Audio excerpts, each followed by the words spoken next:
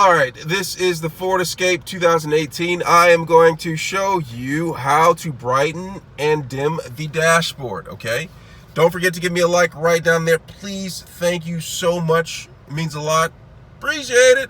All right, so what I'm gonna do is I'm gonna go to the left-hand side, right?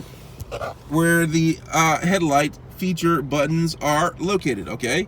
Get that in focus so you can see a little bit. All right, so do you see these buttons right here? This is for the dashboard illuminati, okay?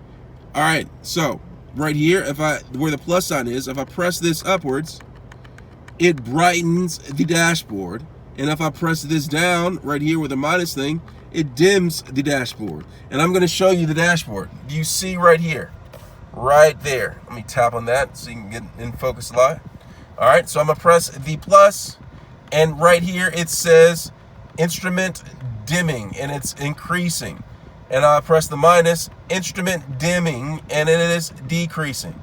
Okay, that's how you brighten and dim the dashboard on the Ford Escape 2018.